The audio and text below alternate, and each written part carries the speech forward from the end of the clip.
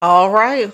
Welcome back to another unfiltered episode of The Real Truth Be Told Flex podcast, where bold truth gets aired out and sugarcoating gets no airtime.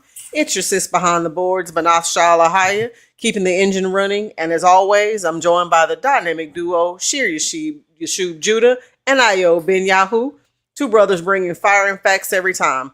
Tonight, we're stepping into the deep, no fluff, no filter. You know how we move bold topics, real talk, and unapologetic truth. And of course, we've got that signature segment, Beyond Critical Race Theory, Facts, or if you prefer, Transcending Essential Heritage Details with evidence teed up for you. We also have some sports spill for you tonight. So wherever you're posted, car, couch, or the cut, focus up and guard your spirit because once the mic's hot, there's no rewind. This is the Truth Be Told Flex podcast. Let's ride, brothers. The mic is yours. What is Transcending happening? What is essential. happening? Yeah, them was a lot of big words, man. Them were college words. I'm telling you, boy. Stop it. Stop it. Stop it. Transcending essential heritage details. Good. Yeah, those college words. PEHD. That's she used a thesaurus. I know this generation probably don't even know what a thesaurus is. Right. Man, I was look just here. about to say that. They're like, what is that? What you talking about, Elder? Right. Is that a Right. Is that a type of I was about to say, you talking about a dinosaur? Right. Is that a Is dinosaur? that a Wait a dinosaur? minute. Jurassic Park Is it- just had a new movie out. We're going to watch it. Thesaurus. That's funny. Oh, that's It good is stuff, funny. man. Yeah, man. But what is happening? What is happening? We're gonna let the room fill on in. Shaka boom, 80. Shalom, sister. Shalom, shalom, shalom. Jamil has just stepped into the house. I heard the bass when he pulled up. Right on. I did. I Smell- did. I did. I smell that cologne when he pulled Right up on. that cologne. Cologne. Yes, sir. Yes, sir. Smell that. All right. Cologne. My head was itching. I had to scratch. Oh my. had to scratch my head, man. All right. Well, while we're waiting for it to fill in a little bit, tonight we haven't had this in a while, so we got some sports to spill for you guys. Oh boy. So I know this one hit your heart. Ayo. Tyreek Hill for the Miami Dolphins sustained a season-ending injury during the Monday Night Football game against the New York Jets. Yeah. The injury occurred in the third quarter with 13 minutes and 21 seconds remaining. He caught a 10-yard pass and was tackled awkwardly near the sideline, causing his left knee to twist severely. He was immediately carted off the field and later diagnosed with a dislocated knee and multiple torn ligaments, including his ACL. At the time of the injury, Hill had 6 receptions for 67 yards, definitely contributing to the Dolphins' 27-21 win over the Jets. Yeah. Did you see it live? Did you catch it live? I did. Ooh. And I seen his leg turn towards the other sideline. And I was like, oh man, that ain't just something you could just turn back around and get back up. I was like, that's it. So speedy recovery, because here's the thing. Tyreek Hill, he's a good catcher. He's a good route runner, but Tyreek Hill, everybody knows he is known for what? Speed. His speed. He He cheated. gets paid for speed. He is the nickname Cheetah. Mhm. So Cheetah. now, with that type of injury in this time of the season, 4 games in, you're looking at 4 or 5 games next year where you can really come back and contribute. And he's now 31, so he'll be 32 by that time.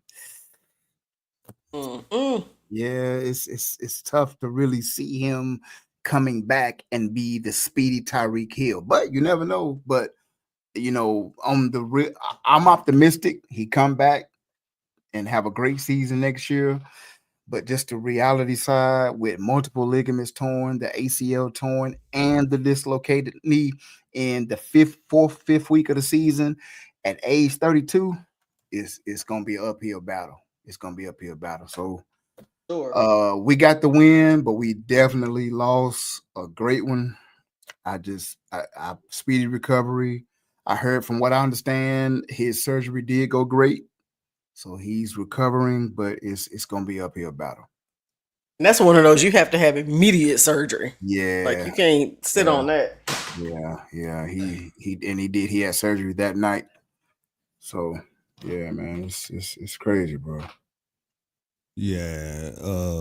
Good news too. You know, if there is any good to be taken from it, I did see if there was any news on it today. The doctor said that there was no nerve damage, man. That's the good. So that's right. Yeah, Huge plus. That was Huge a huge plus. My wife and my son both tore their. My son tore both of his patella tendons in both legs at the same time, and my wife tore her patella tendon.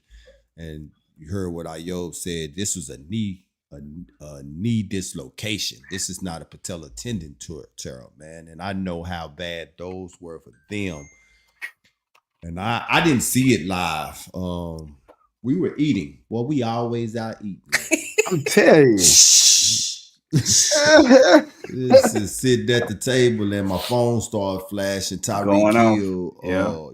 Tyreek Hill rushed to the hospital. And when it went out the first time, it didn't dawn on me. You know what I'm saying? Because there was 2 games on that night. So I was Cincinnati really and focusing. Yeah. I was focusing on that first game, and then it done. I was like, wait a minute, they playing. What you mean? So I remember what everybody say. I'm getting used to X now. I'm not an Xer. And I remember people say, if you want to see something, go to X. Go to Twitter. It's on there. Go to known X. as Twitter. It's definitely right. So I bypassed YouTube. I bypassed Instagram. I went straight to X, and I was like, oh, that's not good. I remember Joe Theismann injury. Monday Night Football against New York Giants when he was tackled by Lawrence Taylor off that edge. And at that time, there was no TV censoring. Hey, when I tell you they replayed that over. I was little. I wasn't even little, but I was little. You had to be little, because I was little, and I remember it like. Was that 85? I think I was in 2nd grade. Okay, let me see. 80 might have been 85 because 84, 85. It had to been 84, 85. Yeah, which meant that I was about 10 or 11 years old. I was 6 or 7. Yeah. Look at y'all sharing y'all ages. They see these gray hairs anyway, so it don't even matter. Right. Ayob, 916 years old. Man. Right up there with Joe Biden. Right up there with Joe Biden. He older. Look, man. So but I remember that man and how that made me feel, and he got a limp to this day. I'm sure he does. Another plus to all of it. But his bone came through his pants, man. When LT hit him, that leg broke. It was a compound break that they call it. That bone actually pierced through his leg, man. So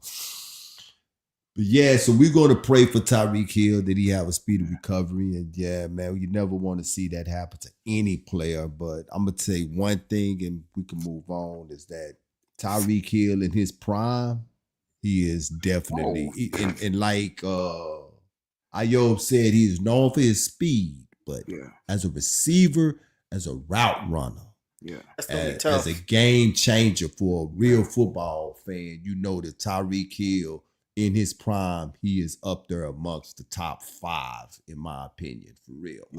And there's been some great receivers in this league. I said 5. He probably moved down a little bit as I think about it, but he up there though. Yeah, he in the top 15. I'll put him in the top 15.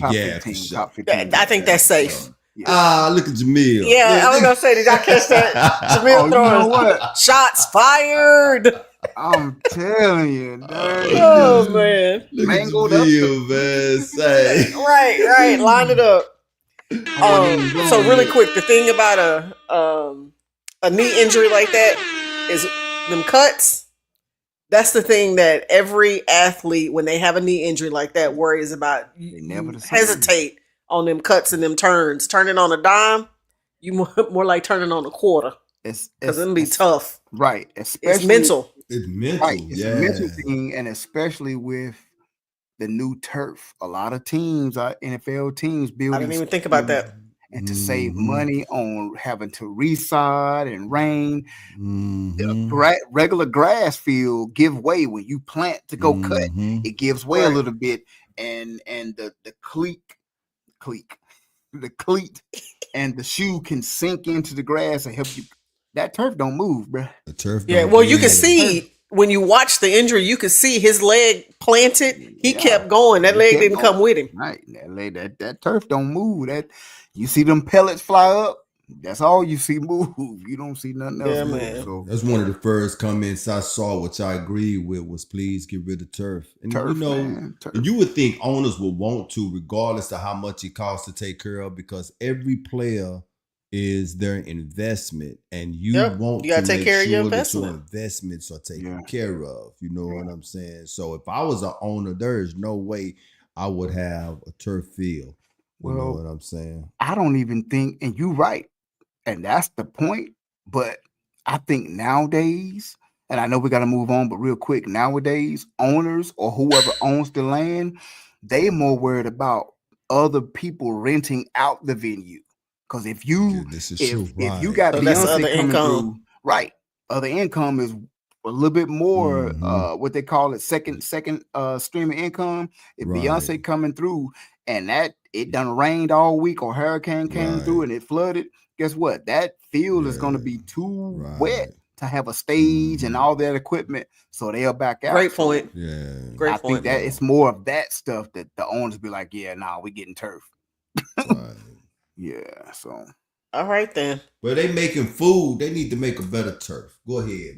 dig it. All right. So next up, Joe Flacco is benched and Dylan Gabriel takes the start.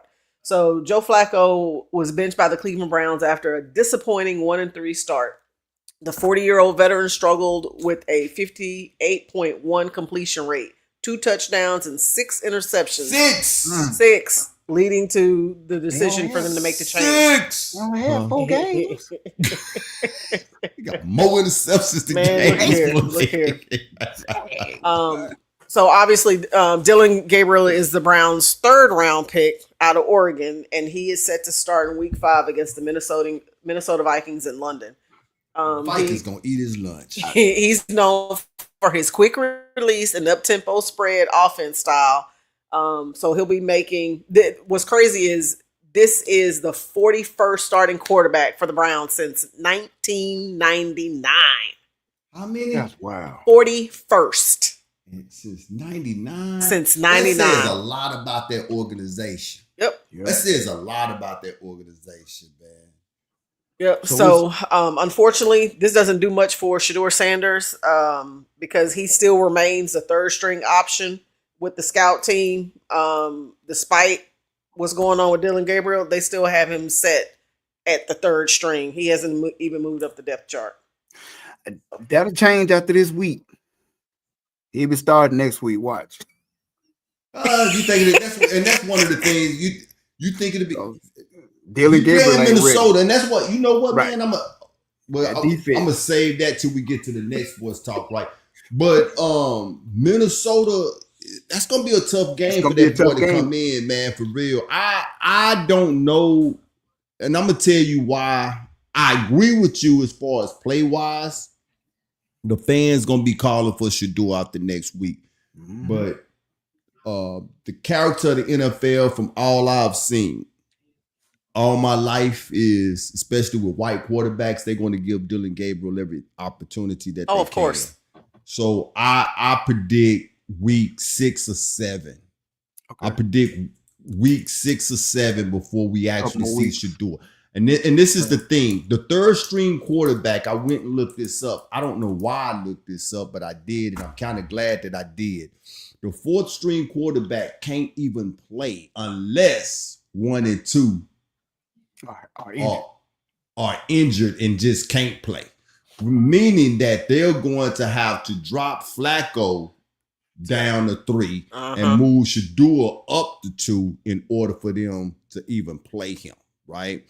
So And so this is the thing that we looking at, man. And I just don't see them giving Shador the reins out for one bad game, especially with it being Minnesota, because they ain't far. That defense right now, and you tell me if I'm wrong, that defense right now in Minnesota is not that far from the Purple Eaters of the day. You know what I'm saying? Right. That is a serious conference right now, man. That is a NFC serious North. conference. Yeah, that is a serious conference right now. And so Minnesota, Green Bay, Detroit. Right. That Minnesota, Green Bay, Detroit, and Chicago. You know what I'm saying? Yeah, Chicago. And we got to go through every last one of them teams this year. You know what I'm saying? So Purple People Eater. What you know about the Purple People Eaters from back in the day? Them boys. He old. I am astute football, man. And listen. Hey, was you born yet, Jamil? Probably. What was that? Minnesota of 79 to 80? Because I think I didn't know about them until Madden. You can choose them on Madden. I played with them on Madden one time, and then I ended up Googling them and looking at some old film. I was like, boy, good. Yeah, them boys was Ooh. something terrible. You had the Purple People Eaters. You had the Curtain of Steel with Pittsburgh, and you had the Doomsday Defense, the Dallas Cowboys. Look, Jamil tomorrow. Nope. Jamil is confirming. Nope. He wasn't Man, born look here. That's all right, player. Okay, your time is coming. You're gonna be that one sitting around talking about how old you are. He a LeBron baby. Yeah, right. In the 2000s, the son. Right. Late 90s. Right. Yep, he can still do how many minutes on the treadmill at 10 incline? Yeah. Somehow I came across something on his Facebook page that said what he was. I was like, okay, that's youth. Yeah. That's youth. Yeah. I can do the treadmill, not on 10 incline. Not at all. Not at all. Right. I hear ya, yo. Same. 0. You know, maybe spit out my coffee. Oh man. But they say New Orleans is under sea level. That's what my incline be. Low sea level. Look. I be decline. Right. Can I get a negative? Get a negative. All right. So this last one, this one is special to Shear's heart. Mine too. Cowboys and Green Bay. So in a historic Sunday night football matchup, the Dallas Cowboys and Green Bay Packers ended in a rare 40-40 tie, marking the NFL's first tie since 2022 and the highest scoring tie in league history. Cowboys kicker Brandon Aubrey and Packers kicker Brandon McManus each nailed field goals in overtime, with McManus hitting a 34-yarder as the time expired to seal the draw. Dak Prescott and Jordan Love both threw for over 300 yards, 3 touchdowns, while rookie wide receiver George Pickens caught 2 touchdown passes for Dallas. Game featured 7 lead changes and a dramatic final score, with McManus tying the game at 37 with a 53-yard field goal as the time expired in regulation. What's your thoughts on that? Hey, well, how did 1 second get left on that clock? I knew that's where you were going. How did that 1 second get left on that clock, man? I don't know a lot about betting, but I sure know some folks in Las Vegas was probably happy that one was left on that clock. But the thing is, though, I normally know, but I don't know what the under over was. But I can guarantee this, that if whoever took the over, they won for real, man, because that score was 80-80. You know what I mean? 40-40. Yeah, that's an 80. You know what I'm saying? That's an 80 burger. What I would say, and I'm not a Cowboy fan, but I agree with Johnny, 2 bright spots. We know neither defense was. That's where I was going to go. Yeah. But Dak Prescott played a heck of a game. And if I was a Dallas Cowboy fan, I would be ecstatic seeing George Pickens out there. That boy went off. He went Mhm. off, See bro. the He's thing scary. with George Pickens doing what he doing with CeeDee Lamb on that sideline Yeah. right now, that's going to inspire CeeDee Lamb to come back and come with it, and man. come Because with it. football is a competitive sport. Right. I want to go back to what Johnny Johnson said on that first thing, man, where he said that Dak did his thing. Look, anybody know me know that two things about me. I'm a Cowboy fan to the heart. Second, I ain't never gave Dak Prescott the time of day. Yeah, I've always said he's a good quarterback, but I'm like, Dak ain't the dude, right? It stops right there. He a good That's where it quarterback. stop at. It stops. Exactly. But this season, though, okay, Yeah. listen to what I'm finna tell you, though. This season, from game 1 to this last game that we played against Green Bay, Dak been balling, man. He balling. Dak has been balling. It's like I told my wife. When we traded Michael Parsons, we picked up, I think I told you this as well, Aki. We picked up 2 first-round draft picks. Mm-hmm. And I think Dak Prescott understood the assignment with those 2 first-round draft picks. And same thing it is with Pickens and Lamb. Those draft picks set a fire up under Dak Prescott, man. Dak Prescott is playing like he wants to retire as a Cowboy. This is the thing. The defense is garbage. But we got 2 things on our side. 3 things. We got a Dak Prescott if he continue to play the way that he's playing. We got receivers that could catch BBs in the dark. And we got a kicker who could kick the length of the football field. So even though our defense is garbage, when you put those 3 things together right there, that means that every team that we play is going to have to try to keep up with the Dallas Cowboys, man. And we got a running game now. Right. And that's what Johnny Johnson said. That tie was a good fighting game. Right. Now defensive coordinators have to prepare for an offense that can score 40 on you. Exactly. On Green Bay. And Green Bay got one of the top defenses in the league this year. Come on. Now, with that being said, again, sure know I'm a Dolphins fan. Dolphins and the Cowboys got plenty of history. So I like the Cowboys. One of the greatest franchise in all sports, whether NASCAR, football, basketball, hockey, whatever. I truly feel y'all are defensive linemen, a defensive end, or one linebacker away on that defense for being great. Oh, yeah. That's all it takes is one person. Because Michael Parsons was that guy, but as far as his leadership skills, he wasn't. If y'all could get one player that has both his tenacity and better leadership skills, like you said, it's competitive. People will want to play for each other on that defense. Right. And we haven't had good leadership skills in that locker room since the big 3, since Troy, Aikman, and Irvin, in my opinion. I haven't seen anybody come through there that has had those leadership skills, because where one was lacking, somebody else stepped up. Another one was failing somewhere, the other one stepped up. Say what you want to say about Michael Irvin, but what he came to do was win every game. Absolutely. And he didn't take anything less. I'm here talking bad about Michael Irvin. Only me can talk bad about Michael Irvin. He a Miami Hurricane, but I'll let him slip. That's your man. But leave Michael Irvin alone. I didn't. I said he was a leader. Yeah, you're right. No, you said say what you want to say about him. I'm just saying. Because you know. Yeah. But nah, as you said that though, I got to thinking about the teams that we had. I think you spot on that, man. Since those championship teams, man, we have not, because Jerry has not allowed a true leader to come in. Nope. To lead DeMarcus Ware. There you go. That was the last one. He tried. DeMarcus Ware. He tried. Yeah. But that's why he left and went to the Broncos. And what happened? Correct. Won a championship, won another Super Bowl. Because he just got that tenacity to get players, the other 10 guys, and the dudes on offense. When you just want to play for him.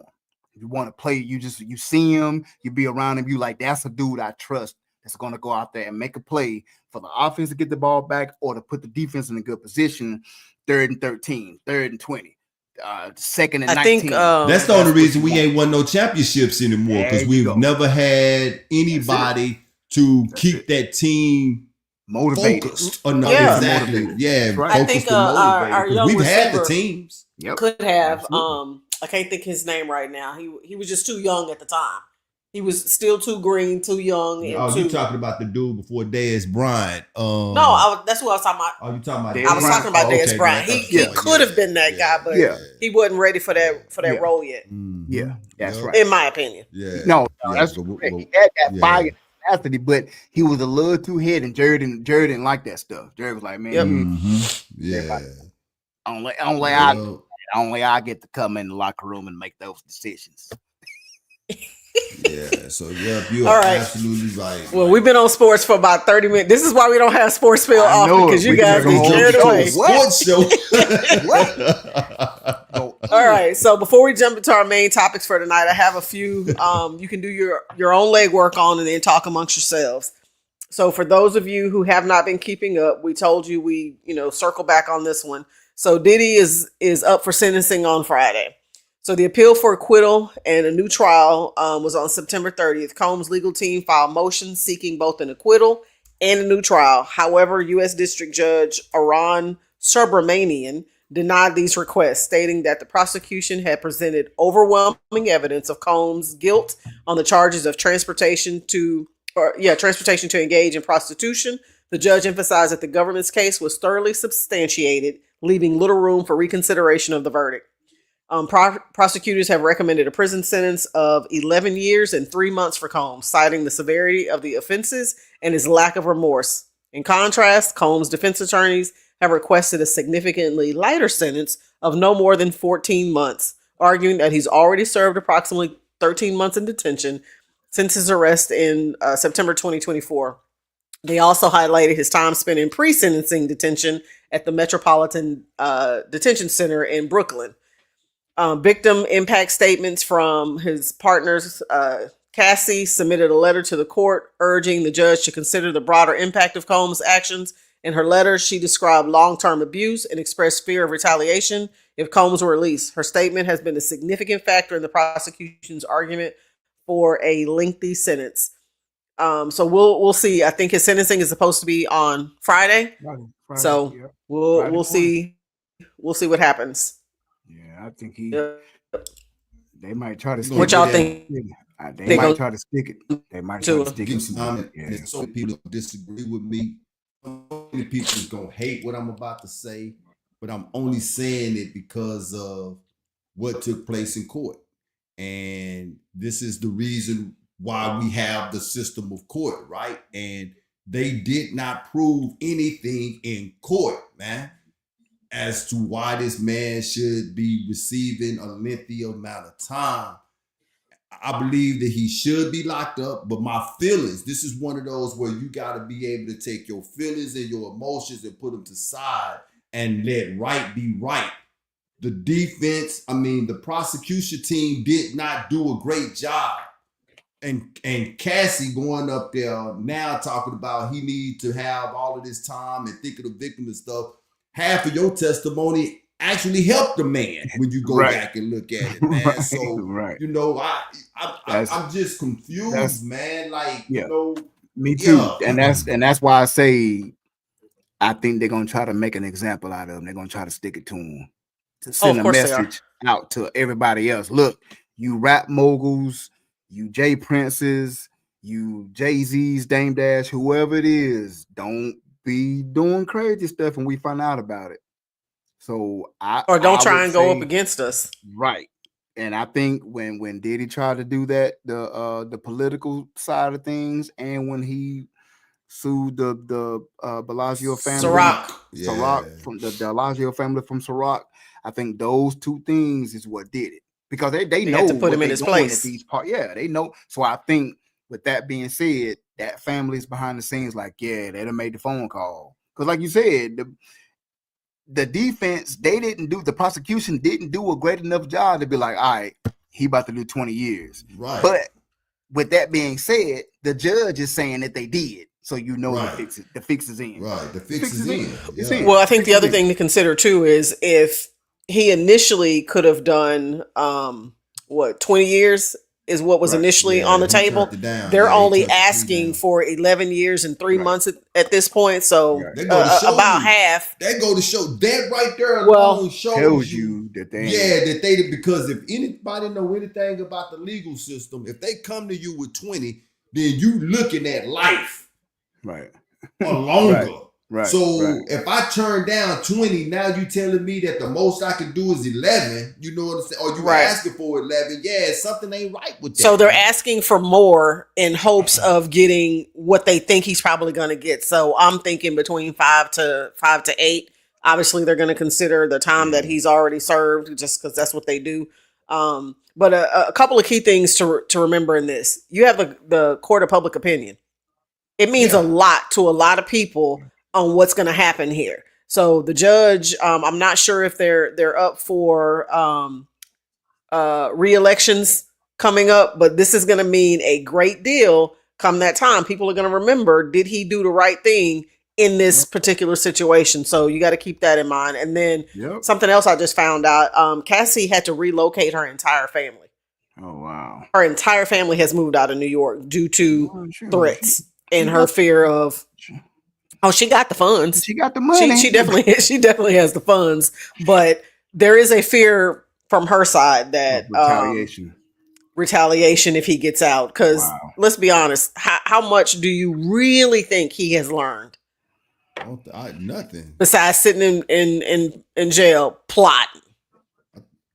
I think Diddy is probably a little bit more humbler than what he was Maybe. before he went in. I believe this has humbled him some. That you are not human if this has not humbled you a little Right. bit. Right. This had to have humbled you a little bit. But the problem is you said he not human. Look at the stuff he was doing. Yeah. Okay. I'm just saying. Yeah. I'm just saying. But the problem is with who he's going to surround. If he was to get out, who would he surround himself with? Who's gonna want to be around that? That's what's the problem. You would be surprised. Yeah, you'd be surprised. Yeah. I probably wouldn't be surprised, but y'all right. Yo, All right. So next up, the government shutdown. So the U.S. government is in a partial shutdown after Congress and President Trump failed to pass a funding agreement for the 2026 fiscal year. Disagreements over spending levels, foreign aid, and health subsidies triggered the impasse. Federal workers, which includes about 9,000 furloughed and 900,000 furloughed and 700,000 working without pay.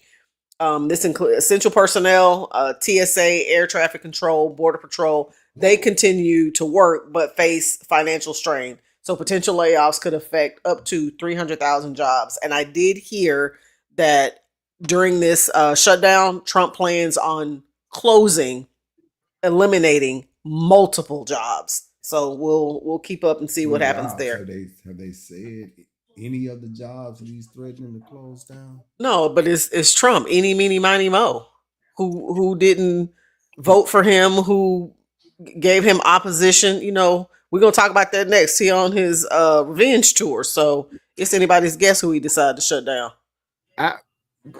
Republic. Y'all got control of the House, Senate, executive, legislative, and the judicial branch. I'm not understanding. That's politics for you, though. Shut it down, blame the other side. Even though we got the majority in every branch, shut it down, blame the other side. Because if it was the Democrats, it'd be the same. It'd be the same way. They do the same thing. They did the same thing. They did it when Obama was. The Republicans are blaming the Democrats for the shutdown, and the Democrats are blaming the Republicans for the shutdown. In 2012, right before Obama went against Mitt Romney and they had to shut down, it was the same thing. The Democrats had the majority, executive, legislative, and judicial, but the shutdown was looming. They finally made a deal right before midnight, and they was blaming Republicans. It's all politics. Yep. It's all politics. Well, I personally think Trump is cryptic enough that he would allow the shutdown to happen. Yeah. He is going to allow, I feel like he is going to allow the shutdown to happen because it benefits him. If he make, absolutely. It benefits him and whatever moves he wants to make. Y'all go back and look at that. We just talked about it earlier.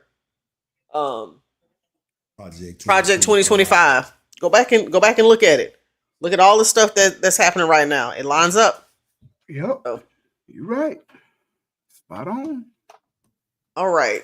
And the last thing, I want to kind of not really follow it, but see what else comes out of this. So I don't know if you guys know, right after Terrence Crawford's parade, he got it. He was embroiled in a heated situation with officers.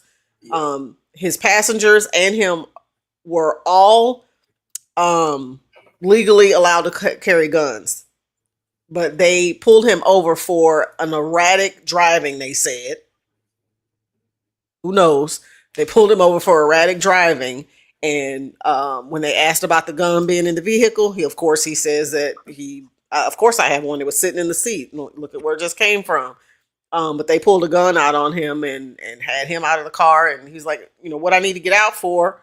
I told you I have a gun. I have a legal right to carry a gun, but the exchange was pretty heated. So I want to follow this and see what else they do with it. Likely nothing, because he ended up getting a ticket for reckless driving, but I want to see if he's going to fight that ticket.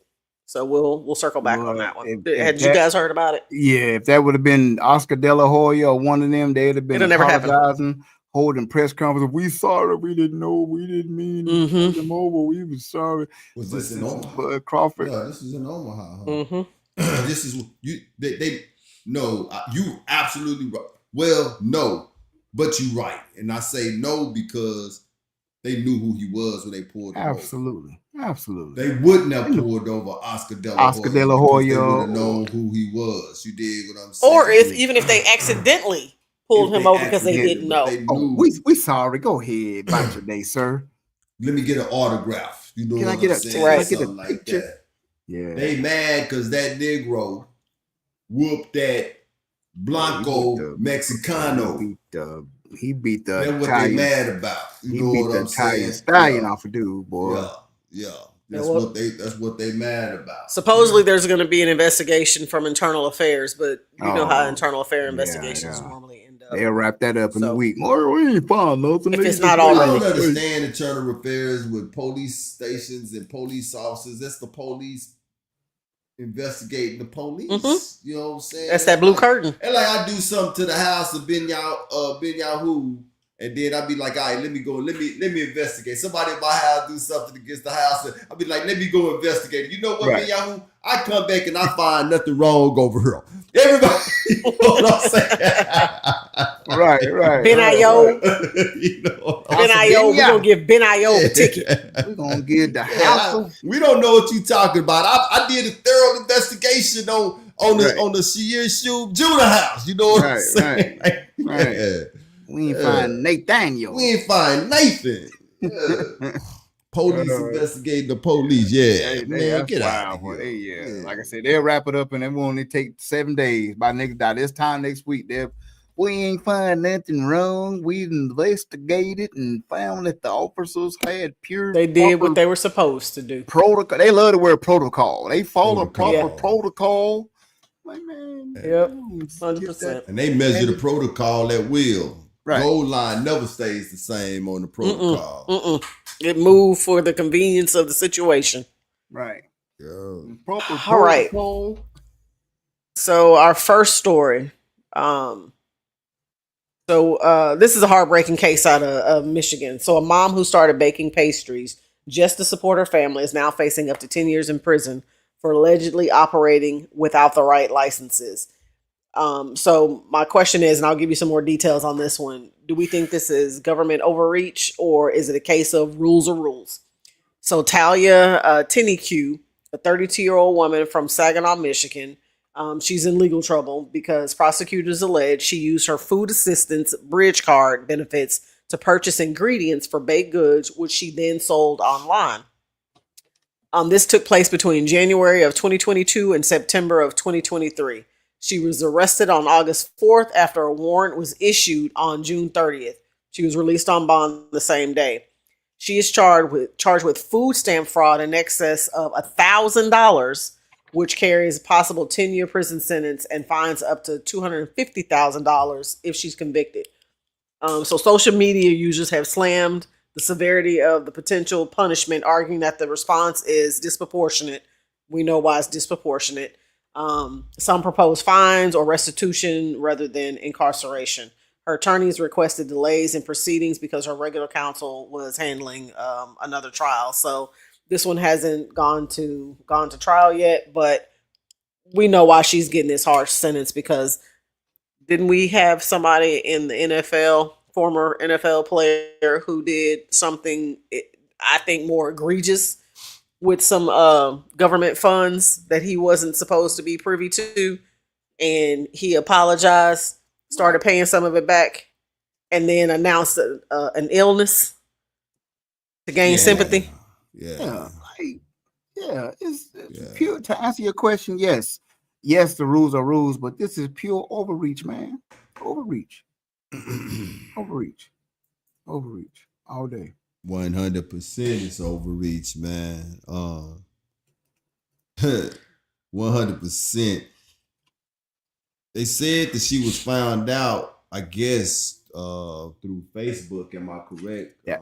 That's the only way, right? Yeah. So what that tells me is that somebody that she know, Somebody and told actually her. somebody that's close to her as well, you know. And of Somebody course, told it's her. just my opinion though, but they on Facebook and they seeing, and maybe it was a innocent comment as well. You know what I'm Yeah. saying? You never know how stuff like that happens, but you know, they knowing that she was on food stamps and how she obtained the ingredients that she was using, and at that point they began to do an investigation. But the way I see it, though, but not in Iob, is that this was the government helping her, man. You know, she was using Definitely. her benefits and she started her business. And is Definitely. that not what the SNAP benefits were for? The SNAP benefits Bridge. or bridge benefits or Lone Star benefits or whatever it's called in your state. She didn't steal anything. You dig what I'm saying? Because it says according to the Madam Noor food stamps, it say are only allowed to be used for personal food purchases under the Food Stamp Act of 1977. And it says that they cannot be used for resale or for business purposes. I don't know what you want to call business purposes. I'm gonna leave this over here. We'll circle back around it. But it says for resale. So this is the thing. They give her allotted amount of money on her bridge card. She go to the grocery store. She buy what she need for personal use, right? For personal use. She did not sell any food stamps. All of us that is listening to this show tonight, I'm pretty sure know what selling food stamps are. We done all sold food stamps and we done all bought food. I know what buying food stamps was by the time I can talk. Because I remember before they was on cards, they used to be stamps. They used to look like coupons. And the person get the food stamps, they come over that joker. You know what I'm saying? You know, I give you $50 for 30. You know what I'm saying? Hey, you know what I'm saying? Boy. This is not what she was doing, man. This is not what she was doing. Look, I want to sum this thing up. That's taking a leap of faith and attempting. That's exactly what I'm saying, Johnny. Yeah. That's exactly where I'm going to, man. Because look, you give her stamps, right? She got to be on hard times because she applied for them and you granted them to her. You dig what I'm saying? I'm not finna take them and sell them for cash. I'm finna take what y'all gave me and I'm finna make it turn a profit now. If she got to a point where she didn't need them no more, okay, then cut yourself off. But I cannot see where this is a crime though, because I don't see where they would call this what did I say it was for resale or business purposes? When you just put business purposes in, y'all tell me that leaves it wide open for just about anything, right? Broad Like stroke of the that's paintbrush. that's a broad stroke of a paintbrush, man. It lets anything fall under that umbrella. Where the sister messed up was Facebook, and that's to me. That's where she messed up. That's where she messed up. Is because Facebook is one of the most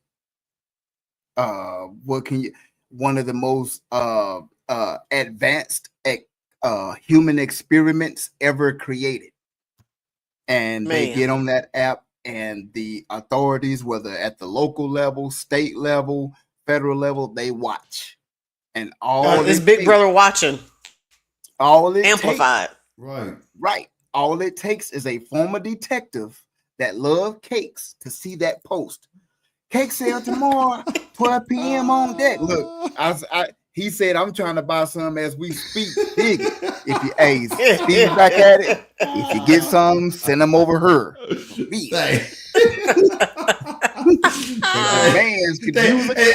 the government thought they was gonna cut it out by going to the card. Negroes give them the whole card. Hey, give me $30 to go spend your 50. You know what I'm saying? And bring my card on back. That's believe. Bring my card on back. This is what, and there's a video that you sent me earlier, and Isaac Hayes III on his platform was talking about it on his podcast. And this is the issue that I have, is what he mentioned. So-called black media such as this, we got a fairly small audience. But the black media, so-called black media, Tasha K, the Shade Room, all of the so-called black media's got 50,000 Breakfast Club or more. Breakfast Club. They're not talking about champs. They're not talking about it.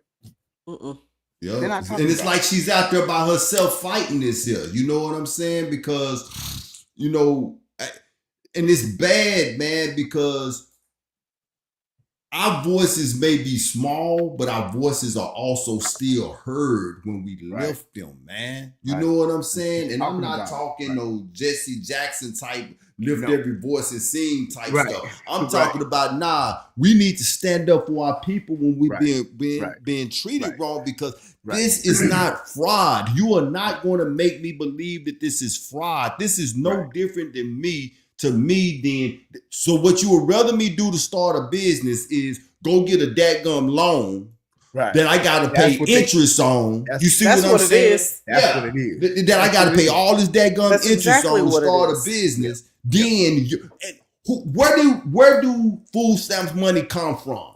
It come from taxpayers. So actually, she's using her own money. And to land back off of what you're saying, like Johnny Johnson said again, he asked a question, and if you could put it on the screen, what about when pilgrims, and we don't know who pilgrims are, what about when pilgrims use their stamps to fund it for kids' lemonade stands or pastries? Come on now. They be on Facebook, Pinterest, come on now, selling it, and that's so cute. The same people, the same local retired detective that loved cakes, that saw old girls post, that was the whistleblower, that same one to see the pilgrims message about selling lemonade and won't say nothing. A word. Knowing good and well she done took $500 worth of food stamps to buy lemonade, all kinds of Kool-Aid and stuff for them to go out and sell it. For them to go out there and sell it. Yeah, exactly. So, I mean, instead of this here being a story of, and you know how they love sad stories are good, that turn good, how a person took her earnings from the government and created her a business, so that she could get off off of the food stamps. This is now a food stamp fraud. Nah, y'all better get out of here with that, man. Nah, I don't think my mama actually did the same thing. You know what I'm saying? Growing up, I didn't realize it until. This is how when you a kid and you innocent and you don't know what be going on around you. You know what I'm saying? Right. Until certain stuff, until you get older and certain stuff like what's the nostalgic? Mm-hmm. Yeah, nostalgic stuff bring memory back. Yeah. My mama ran a candy house the whole time growing up in West Dino, man. Listen, I know for a fact my mama wasn't buying that stuff with the cash. You know what I'm saying? Listen. The exact same thing. If anybody from my hood right now know Mr. McCory, Miss Ruth, and Miss McCain, known candy houses. That's what we survived off on. Yeah. You know what I'm saying? So I'm interested to know how much she was making Right. Oh, she had to been making for somebody to blow the whistle. Oh, she was definitely. I'm interested She, to know. truth be told, literally, she might not have really been making that much, y'all.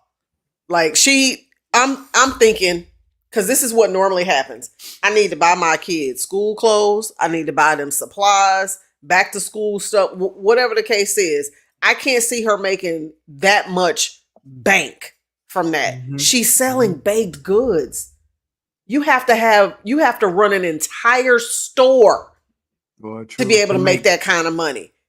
She's going home, baking some cookies, baking some pies, some cupcakes or whatever, and turning a profit so that she can have some Probably money just to survive. buy stuff for her. I can almost guarantee you that's what it is. Yeah. Because I've seen it happen. Food stamps don't buy. No, you can't Clothes, use that shoes, stuff to cleaning buy products. clothes, Right, shoes. exactly. Nope. Exactly. Nope. Exactly. Not that's at all. Why, that's why you sell them. That's exactly why they sell them. That's why you sell them. Yep. It's hard out here for a sister or brother, man. Yeah. Yep. All right. So next up, as I mentioned earlier, Donald Trump is on his revenge tour. So he announced that he's sending federal troops to Portland to protect an ICE facility after rising protests. The move is already drawing sharp criticism, saying that it's an unnecessary escalation. So he's claiming that they need to protect ICE facilities against domestic terrorists. He went further, saying the deployment is authorized with full force if necessary. We're going to touch on that in a minute.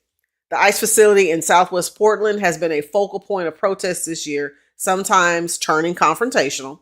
Local leaders pushed back immediately. Governor Tina Kotek said Trump did not notify her ahead of time, argued that Portland can manage its own public safety, and warned the troop deployment may violate constitutional limits like the Posse Comitatus Act. I struggle with this one. Portland, interviewed by KPTV, described the city as calm, safe, and peaceful, rejecting Trump's characterizations of it as a war-ravaged city. What is full force? When you hear full force, what do you think? Exactly how it sounds. Yeah. Of course. Meaning Exactly how it sounds. any of them jokers get out of hand, do what you got to do. That's exactly the message.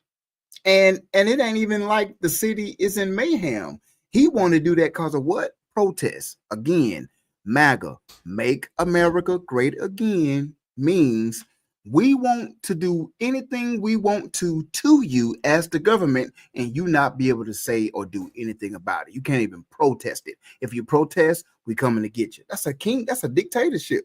That's a kingship. That's what's happening right before our very eyes.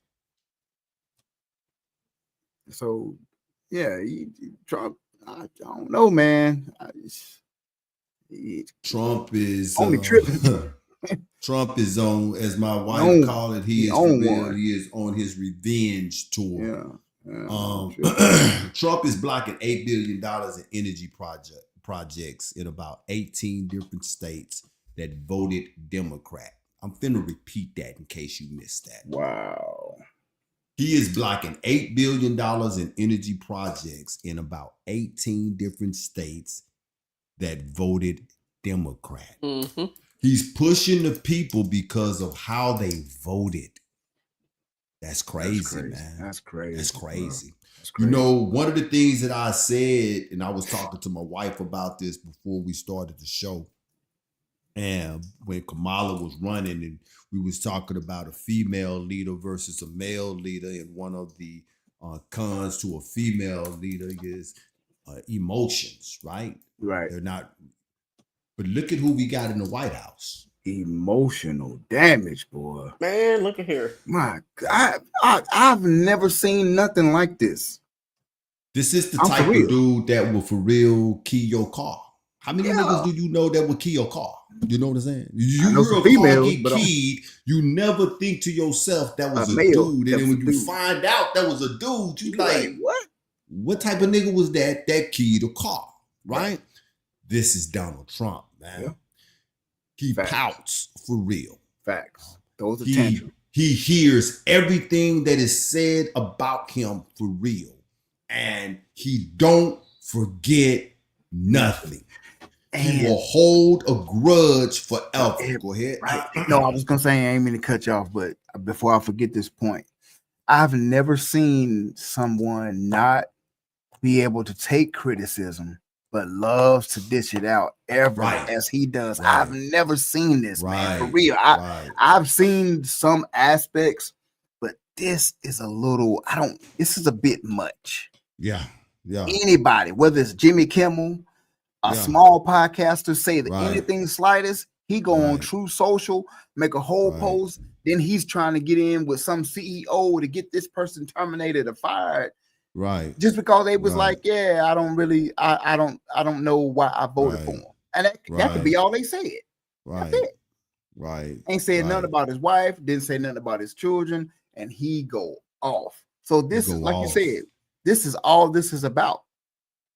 Just if you didn't vote, you a blue state. Every city that he is talking about sending the National Guard to is my baby. Every city that he's talking about bringing the National Guard to are blue states, blue cities, man. Every last one of them, man. This is one of these times where I'm thankful that I'm in a red state. You understand what I'm saying? Like, I'm not going to even lie to you, right? Maybe in a blue city, but I'm in a red state. And Hot Wheels is like, I don't think Hot Wheels got to worry about it because Hot Wheels is on the same, agenda as the Red Tomato Man is. You know what I'm saying? But let's talk about Portland, though, right? Portland crime rate saw a significant drop in homicides and other violent crimes in 2023 and the first half of 2025, with homicide decreasing 21% and 17% respectively year over year, meaning that their crime rate is not as bad as Trump is saying that it is. However, listen to this. Property crime, particularly motor vehicle theft and larceny theft, remains a significant challenge, ranking amongst the worst in major U.S. cities. Did you hear what I just said? Mm-hmm. Did you hear what I just said? Wow. Property crime, particularly motor vehicle crimes and larceny thefts, are ranking among the worst in major U.S. cities. So you telling me that Trump is sending the National Guard to a city to police car thieves and shoplifters? No That's murders, what larceny crimes is. No murders, no robberies, dangerous weapon robberies, none of that. People stealing a couple little cars, which is still, it's crime, but not not like that though. For the National Guard, for the National Guard or ICE, like, come on, bro. Like, it's unwarranted what he's doing. Yeah, and the fact that, get this, the Pentagon stated initially the Pentagon was reportedly unaware of a formal deployment order and learned of Trump's posts through media.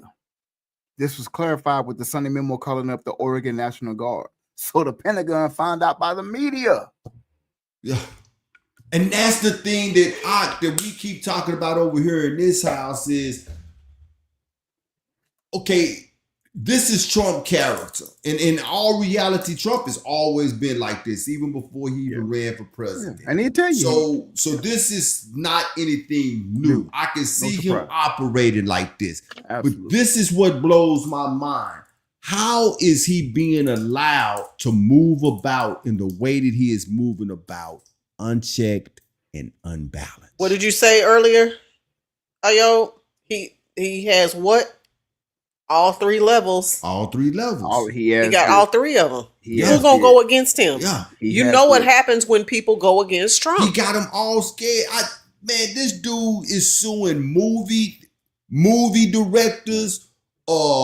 This dude is suing. It's like Steve-O said up here, where he say Trump will get an MF counsel with the ASAPness, and people know that, and it's not. And so in my mind, it's like, are those that are around him and in his cabinet, who ever seen Game of Thrones? what was Cersei's son named the king at that time? Joffrey.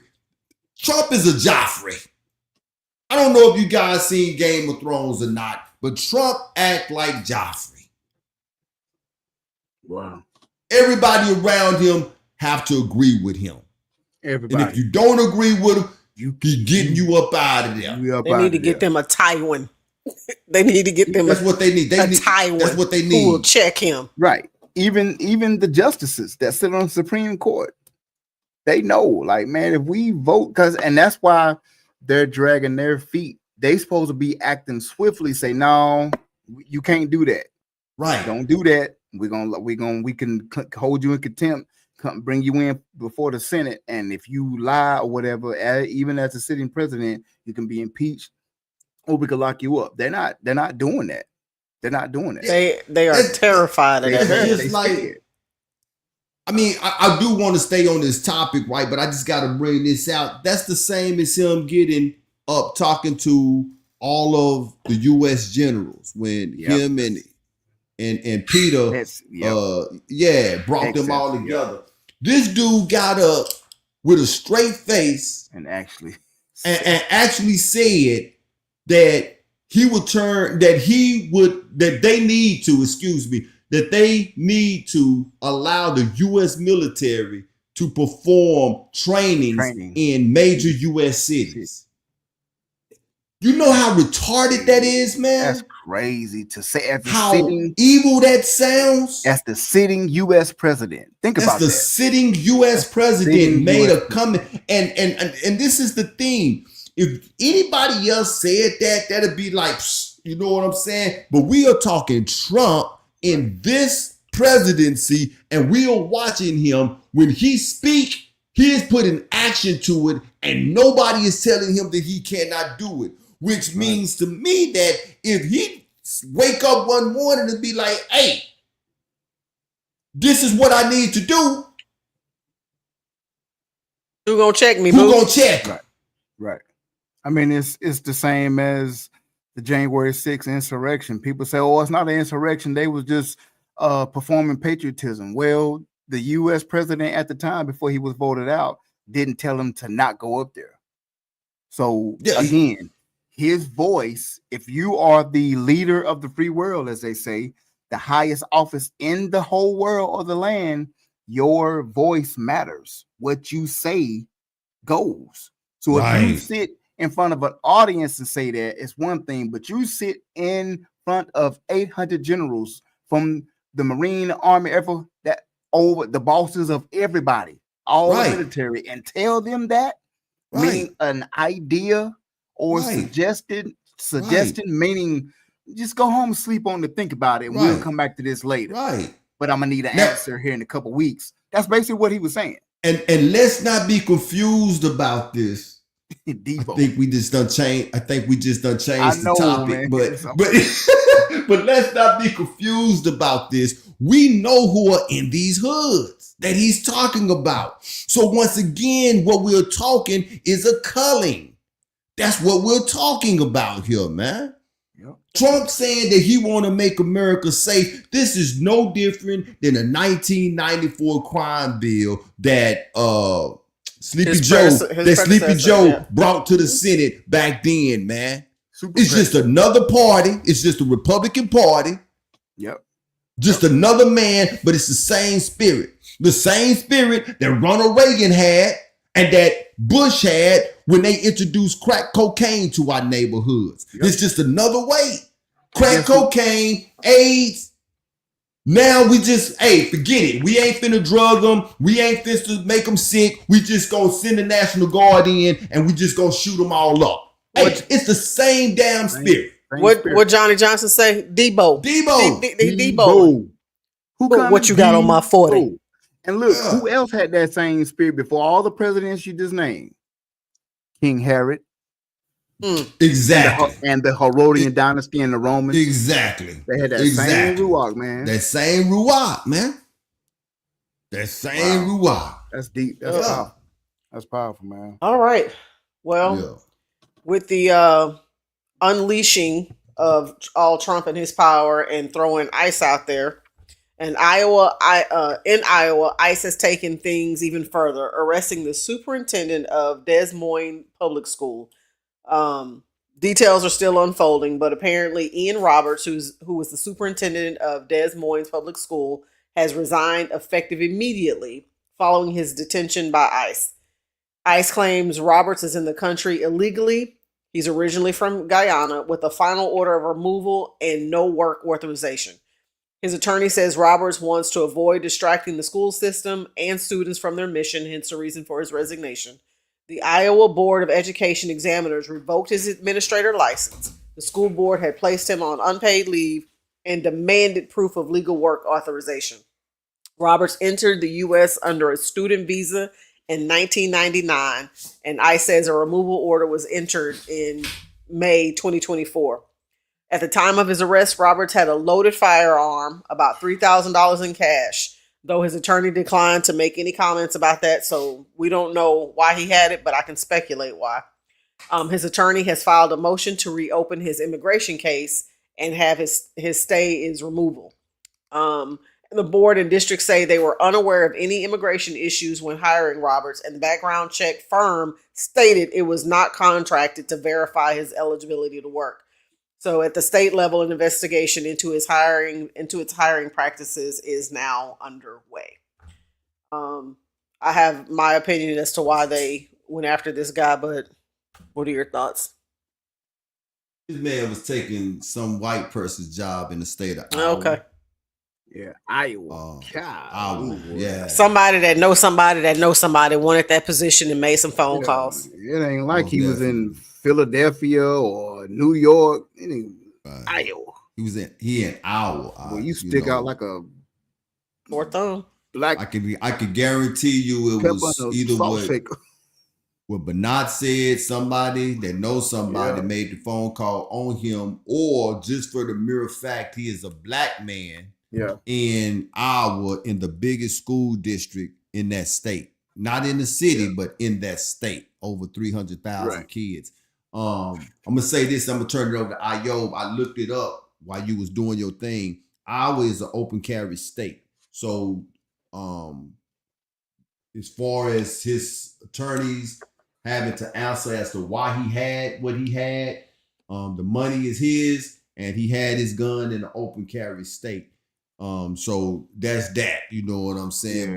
Yeah. But what's your thoughts on it? So here's my thing, folks.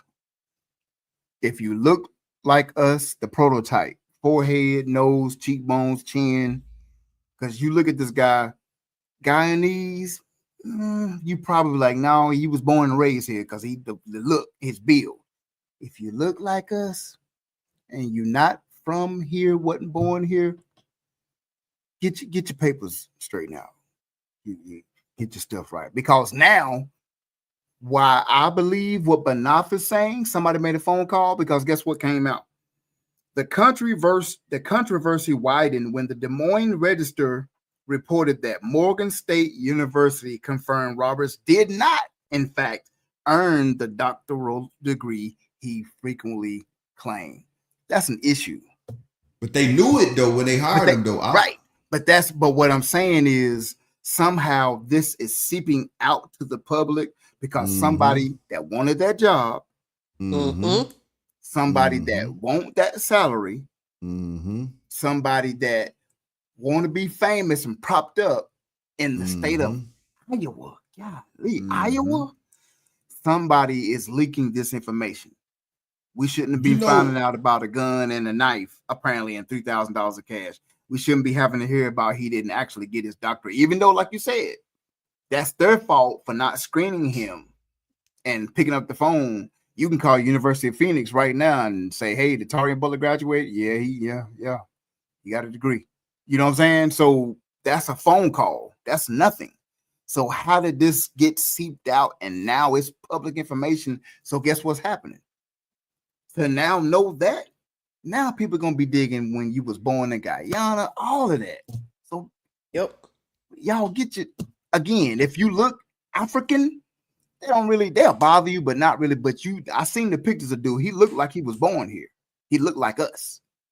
So they they own it. They Yeah, like, what's the brother name on South Central? OG Bobby Johnson. He kind of, and I'm not being funny. He resembled OG Bobby Johnson. Yeah. You know what I'm saying? That's who he looked like. Yeah. Yep. You know, for them to know that he did not get his doctorate, but yet they still hired him. There was something about him that still won them over in the interview. Now, this is the thing, and I'm sure a lot of us are guilty of this, especially us as Jacob, because of the type of spirit that we have. We have that type of spirit that once we let somebody in, we let them in. We have a hard time being able to decipher between our enemies at different times because our enemies are so crafty at what they do. They come to us like thieves in the night, like sheep, but they are really wolves. You know what I'm saying?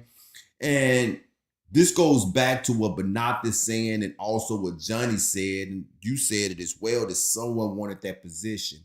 And the chances is that the person that wanted that position or just did not want to see him in that position was somebody that he called a friend. We talking to Judas, sir. Because just about to say that. All of us were going to a job or get a favor given to us, and what is told by the favor, the person that gives the favor, don't let nobody know this, sir, that I did this for you. Keep that to yourself. Don't talk about this here. And us being Judah, who we are, when we find somebody that we trust, somebody that we know, somebody that we think care about us the way that, you know what I'm saying, we care about them, we talk, we'll say. And he probably leaked that privy information to somebody that he was not supposed to leak that information to. And that person that he leaked that information to leaked that information to get him exposed. We got to think about this. This dude is in Iowa. In my whole 52 years of living, I ain't never met a nigga out of Iowa. He thought he was in a safe place. I guess the way you said it. You meant that I ain't never met a nigga out of Iowa. Y'all have to excuse Sheer sometimes. Never. You know what I'm saying? So yeah, man. He was surrounded by enemies, man. Man, listen. I tell you this, and you said it. I was just about to say it was a Judas. It was probably one of us. It's probably one of us. Oh, for sure.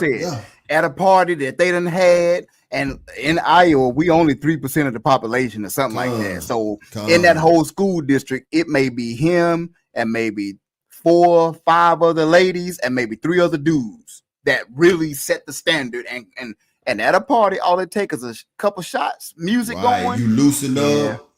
You know, they didn't really look at that degree. They told me if I wanted to put doctor in front of my name, Dr. N. Roberts, that I could put it on social media, but I can't officially carry it. Oh, for real? And that person went and told it. That person went and told somebody else that did some digging, was like, oh yeah, he ain't got his doctorate. Like he could have been, he might be like, I told them I didn't have they know that I didn't get my doctorate. I got my associates, I got my bachelor's. But like you said, they seen leadership in me. They seen promise in me. They seen the love I have for children as far as an educator in me. And as far as I know, he was doing a phenomenal job there. Right. Like the best in years. Test scores were up. All around morale of the school system was up. Somebody had a vested interest in his downfall. There you go. Students are upset. The students did. Students mad. They are very hot, man. What the heck is that? Hundreds of the high school students marched out of the classroom Tuesday in protest. And that says a lot, man. That says a lot about his character. It says a lot about his character because you just think about when you were in high school and you were talking about adults that are over us. You for real had to be a special individual for a high school student to have a high regard over you. We didn't talk as high schoolers, and I'm talking about when we were at high school age, we was not easily impressed by adults. You know what I'm saying? Especially adults in position, you know. Right. So for him to have that type of reaction from the students, it said a lot. And then the board chair, her name was Jackie Norris. I don't know if Jackie is white or black. I'm gonna go on a limb because it's an Iowa and say that Jackie Norris is a white woman. She said that it's a sad and troubling end for an individual who gave many people, especially our students, hope. So it just makes me wonder if this was motivated. And it goes pretty much we answered it. This was just motivated by the color of his skin. So yeah, do like the ox said, man, if you know, get your stuff right. But then too, I'm gonna tell us who are here and who got American IDs and social securities and who have been here. When ICE finished, I'm gonna say this and I'm gonna keep saying this. When ICE finished rounding up Mexicans and Haitians and whoever else's, you better be on guard, man, because the way things are right now, it's really not going to be safe in a few years, couple of years. And when I say couple, I mean literal couple. A couple of years to go to the grocery store, to take your kids to school, because the way ICE is operating, we could come up. They got missing, free man. range. They got free range. We could come up missing and not be seen no more for real. And we know. Alligator Alcatraz. They still looking for what? 1,200 people, 2,000 people, just right disappeared when they closed it don't. down. Right, just disappeared in thin air. Yeah. Don't know where they at. So that's not just exclusive to if you are an African or Dominican or something like that, man. That's all of us for real, man, because this administration that's in office right now, I'm gonna bring an old word back. Diabolical. Diabolical, man. Yeah. All right. I thought I heard it all when I found out Buddy was from Nebraska. I was like, Nebraska? Terrence Crawford. I was in Nebraska. Yeah, Omaha. Yeah. Omaha. We are where. Yeah, we really scattered to the four corners. Indeed. Man. Let me find out if some niggas in Montana. You might find 3 of them out there. Yes, indeed. All right. Down to the wild horses. Yeah, we got a few more stories to get to, but before we do that, one of our favorite segments of the Truth Be Told Flex podcast, where we step into our classroom and learn our past, present, and future. That's right. Let's dive in. Dive into what the world calls beyond critical race theory and what we call beyond critical race and culture facts. With no further ado, let's get it.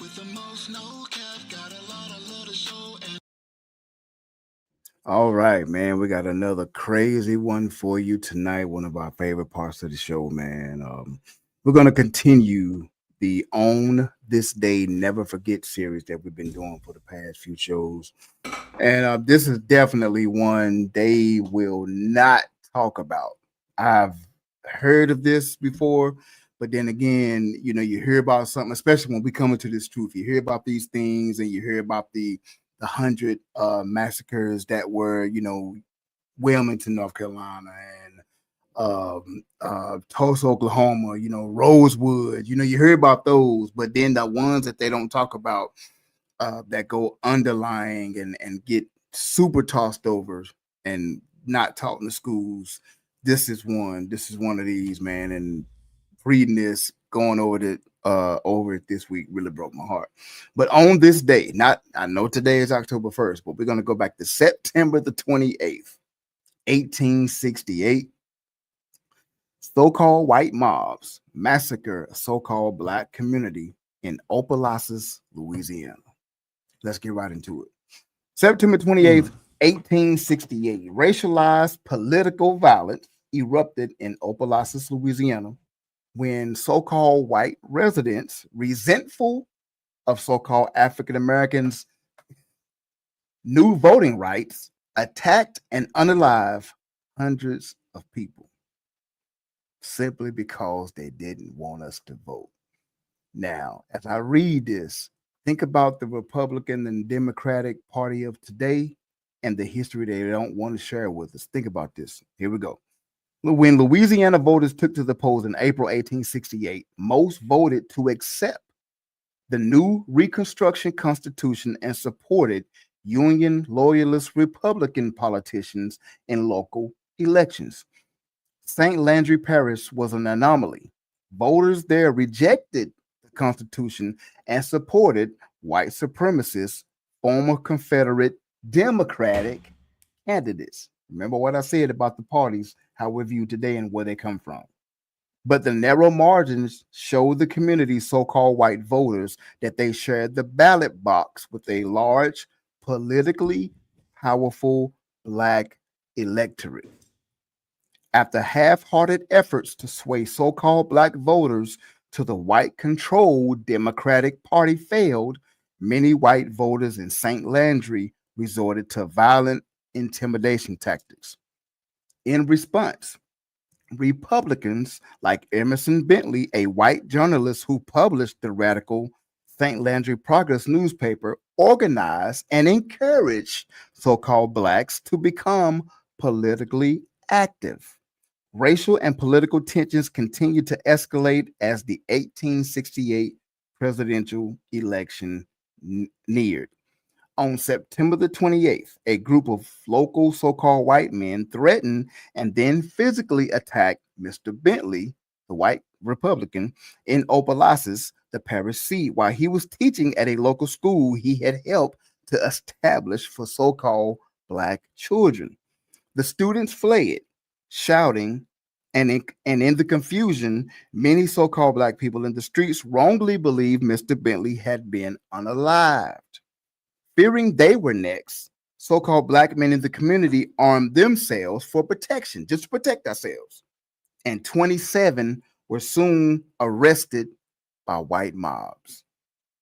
The next night, the so called white mob marched these 27 black men from jail and unalived them with the sheriff's full cooperation. For the next 2 weeks, murderous violence swept the parish as so called white mobs terrorized the so called black community. The fear was so great that we as a people stayed off the streets and tied red strings around their arms to signify so called white patrols that they had surrendered and sought white protection. Man. When the attack subsided, an estimated 200 so called us were unalived, along with only 6 so called of them. 3 Republican and 3 Democrat had been unalived. So 200 of us and only 6 of them. Three Repub, 3 Democrat. As a means of political and racial intimidation, the Opelousas massacre was very effective, terrorizing so-called black voters into silence. St. Landry was one of the few Louisiana parishes not politically controlled by Republicans by late 1868. Mr. Bentley and other so-called white Republicans fled the area, leaving a solidly Democratic white electorate. In the November 1868 presidential election, held just weeks after the massacre and just a few months after St. Landry's, black voters had solidly reported Republican candidates in state and local races. Republican candidate Ulysses S. Grant did not receive a single vote. Hmm. That is wow. Hmm. What you guys think about that? Now, remember, it's flipped now. We mostly vote Democratic and not Republican. But back then, it started out as the Republicans were helping us out. They were educating our children in schools how to go out, mobilize people, get people together, and go vote. Folks didn't like that. Just like today with whole Charlie Church getting unalived. Look at this political violence that's going on. So this story to the day, almost to the day, September 28th, 1868, caught my eye. What you guys think about that? Yeah, man. I had heard about that Appaloosas massacre, and the political violence of that time. I was just telling my wife that what year was that again? 1868. It was 1868. I was just telling my wife right before the show started. I say, if this land that we live in still operated under Republican territories, meaning that each state was its own independent state or country, like it used to be. There is it's highly likely, so let me put it that way, it's highly likely that we as so-called black people would still be in hard servitude, slavery. Yep. So when you look at it in the sense of Washington, D.C. coming in and creating a federal government and making it the United States of America Corporation and the 50 states selling themselves out to them, in that sense of physical slavery, that was a good thing, but they just transferred the slavery from that to economic slavery. Yep.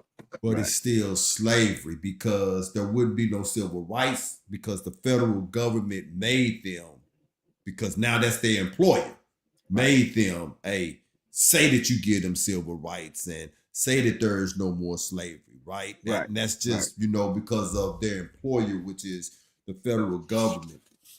But it just gives you a hindsight of where we are today, and that's not that far away ago. You know what I'm saying? Right. That long time ago, should I say, that happened. Appaloosas, Louisiana, in my opinion, is still the booger of a place. I used to drive trucks. And I remember when I was in truck driving school, my instructor used to always tell us before you pull off, and if there's any truck drivers on here, they'll know exactly what I'm talking about. He used to always tell us when you stop at a truck stop and before you pull off, make sure that your fifth wheel pin has not been pulled, because some truck stops that you go to, they will pull your pin. And when you get ready to take off, you will lose your trailer. You will lose your whole load. And I was young when I drove trucks and I heard it. And I, did it a couple of times, and more than not, I didn't. But my route always took me to New Orleans, from Texas to New Orleans. I would always start in Texas and go to New Orleans. And from New Orleans, I would go everywhere else, right? So in my route, I always had to go through Appaloosas. Now, anybody know me? Now I'm a burger man. This truck stop right there, exit number 1 on Highway 49, that had the best burgers. But when I tell you with snowflakes up in there, every time I stopped, I'm the only color that went into place. You know what I'm saying? But boy, they made the best burgers. That was my stop. I'm driving to get to that truck stop in Appaloosas. That's what happened to me one time. I got ready to leave. My fifth pin was pulled. But the Most High was with me, because when I pulled off, the trailer came apart, but it fell on my back tandems. So it didn't fall all the way to the ground. I was able to bag back up under that joker until it locked, right? But the thing is that spirit, this is where I'm going at. Yeah. That spirit is deep. It is, man. And it's still here, and it's not going anywhere. It's and getting stronger. It bothers the hell out of me when I hear any Negro say that it don't exist, or I've never experienced it, or we need to just get along, or we're all the same. Yeah. Negro, we not. We not. And you have experienced it. You are just too ignorant to realize when you experienced it. Right. It's here, man. It's here. And that's scary when you ignorant to the fact that you've Right. experienced it. That That's blood, scary. That blood in the South, man. Can you imagine when the Mossad for real began to make inquisitions that they got to answer for what they have done? Man. It's like the brother said, it was estimated. If it's estimated 200, that means it was well over 500. Facts. Come on now. Facts. It was Because they was definitely, that day they pulled your pin, you was definitely there. You wasn't going to get one of them white only pies. You can nigga only pies. They pulled my pin in Appaloosa, Louisiana, That's man. crazy. But from that day on, I learned my lesson, though. Because you got to think, if my pin got pulled, now I got to call somebody in Appaloosas with a heavy enough truck with a crane to lift my... So I don't know who I'm calling. You dig what I'm saying? Right. For help. Right. Yeah, when that story popped up in my feed, I said, man, this is happening today. This is like, this could happen. Like, this could literally happen. So, and them folks, kinfolks, ancestors are still there in Appaloosas. The remnants of the people who did that, in that time. They're still there. Them grandkids are still it's just carried on. It's just carrying on. It's just carried on. Absolutely. Because those are traditions for them. Yep. That's it. Rite of passage, if you will. As Emmitt Smith said on that rites football of passage. game, the rites of passage. I said, did that boy just say rites of passage? Indeed, he did. I think that was his last game he called. I believe you're right. I was too done. That boy didn't call another game after that. And didn't need to. What's it? Rites of passage. Well, this next story. Lord mercy. Let me just play this for you guys before we talk about it. Bree Romy, entrepreneur, created a hair clip that has unique styles and shapes, stars, bows, really, really nice. And it connects with two magnets, and then it has teeth that can go through braids or locks and hold it together. She does this. She's starting to sell her product. And then there's another woman, Kristen Owen, that is selling the same product. She's white, and she's selling, I guess, a knockoff version of what Bree's hair clip is. Give them the kicker. So Bree recognizes the fact that her shop is copying her style, and she makes a comment in a conversation to, I guess, Kristen Owen about using her product. And then another influencer, Keandra, publicly came out and defended her as well. So what happened was this girl, she filed a lawsuit against Bree, the innovator, and the activist, Keandra, that defended her, and a judge actually sided with her as a federal judge. With the copier. And issued a gag order. And it said within 6 days, a federal judge issued a gag order preventing Bree and Keandra from publicly discussing the case. And a UCLA law professor flagged it as constitutionally shaky. So imagine somebody steals your product, you question them about it, and then they sue you, and a judge sides with you and says they can't talk about it. This fits into the historical pattern described as weaponizing victimhood and the legal system against Black women who speak up. And this is my problem with Black media.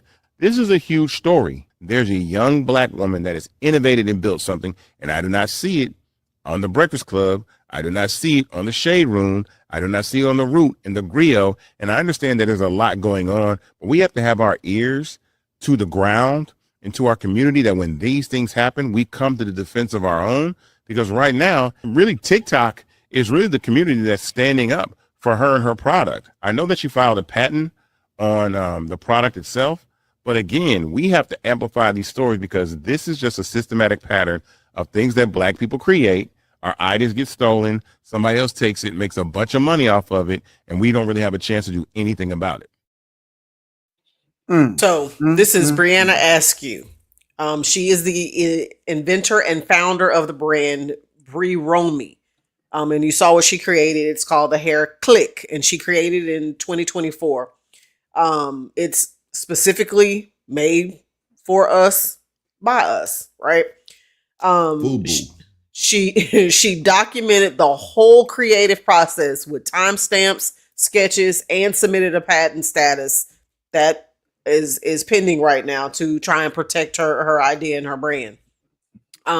So in mid 2025, she discovered that a competitor Kirsten Owens, released a very similar product called the Hair Hoop, which she alleges copies Askew's design, branding style, and evening marketing approach.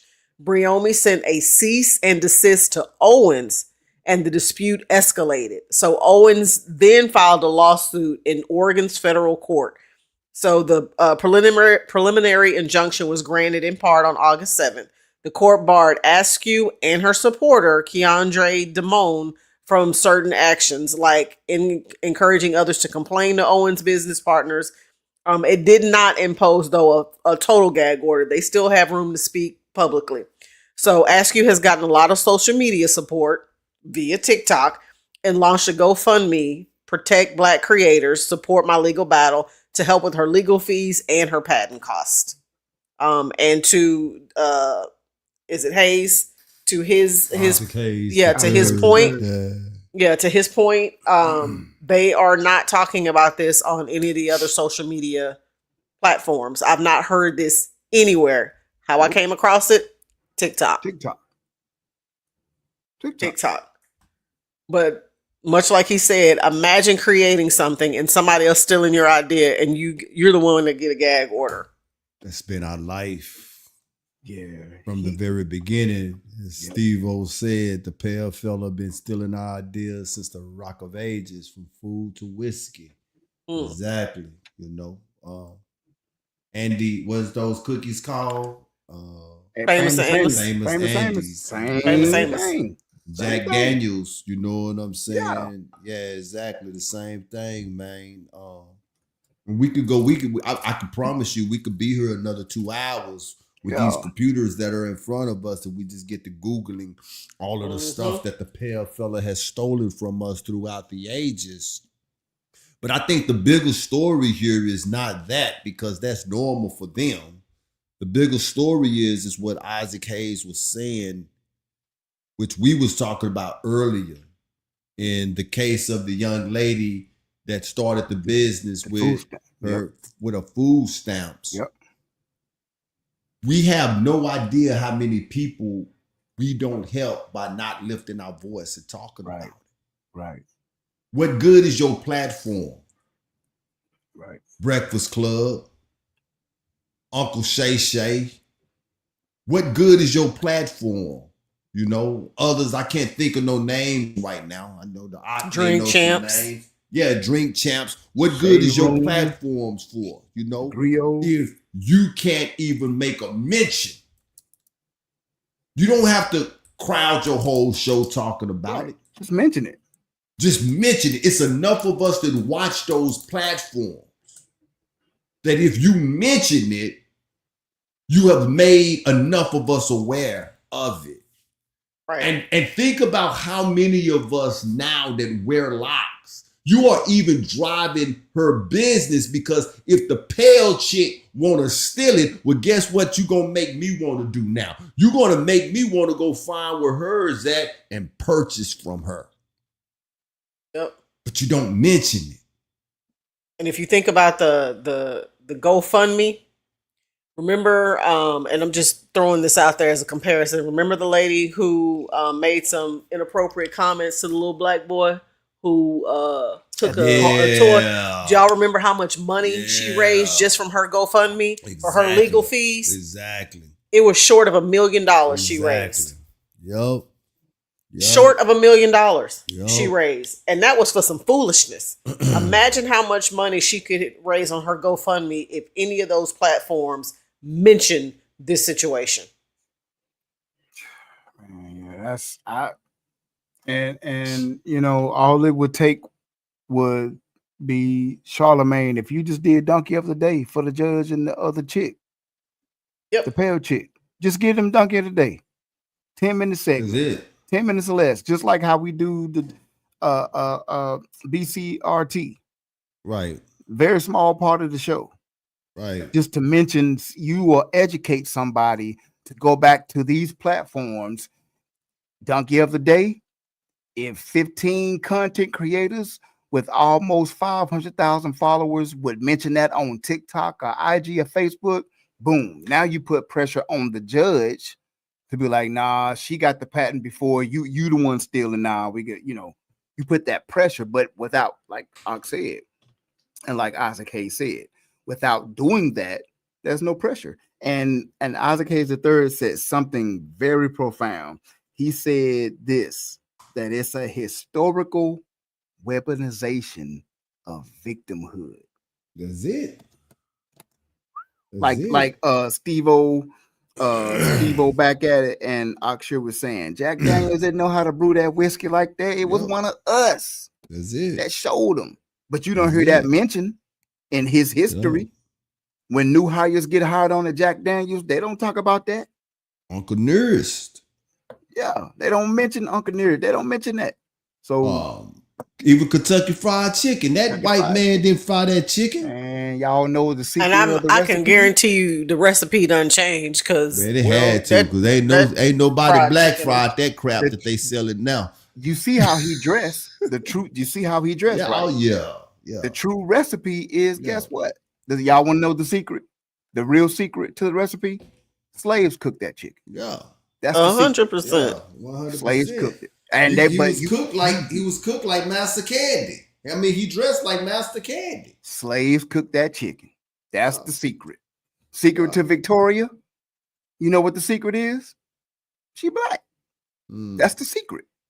But they don't tell you that. Same thing with the Lone Ranger. Why you think that he wore a mask? Because they knew that the real Lone Ranger looked like he looked just like me and you. So what we're not going to do is make him a black man on the show, but we'll put a mask on him though. You know what I'm saying? We're gonna put a mask on him. Yeah. So Bass Reeves was a Negro. Really quick. So far she has raised $14,000, a little over $14,000. Her goal is $60,000, and she even shares what it's going to go towards. So $10,000 to $15,000 for her patent filings and prosecution.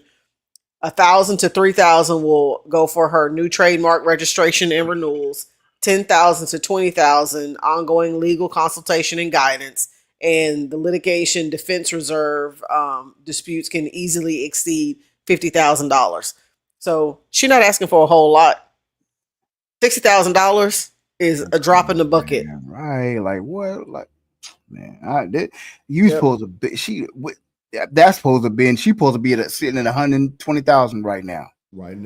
14,000 out of 60. Man, come on, y'all. Come on, man.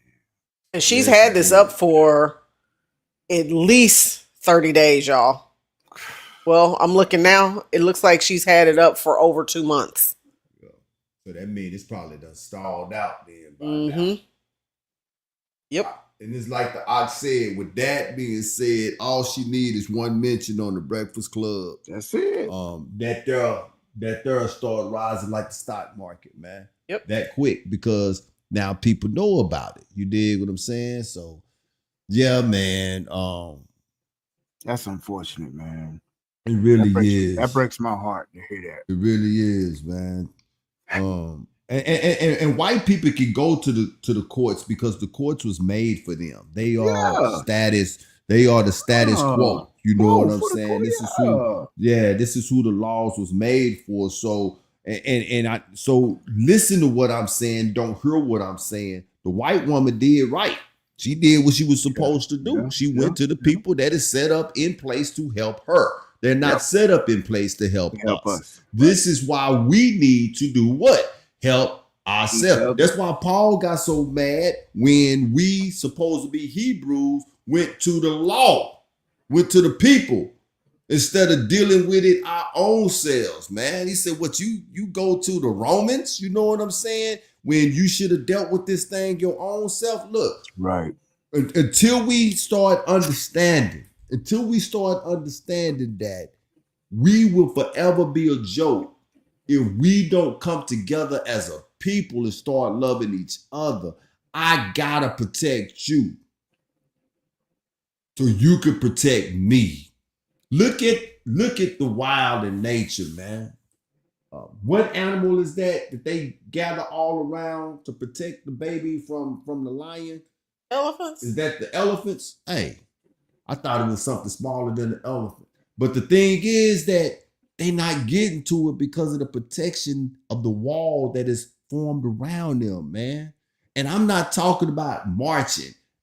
Get marching, man. I'm not talking about holding hands and singing kumbaya and all of that stuff. No, I'm not talking about that. I'm talking about them days is over. I'm talking about us saying, nah, hell no, we won't go. That's what I'm talking about. Right.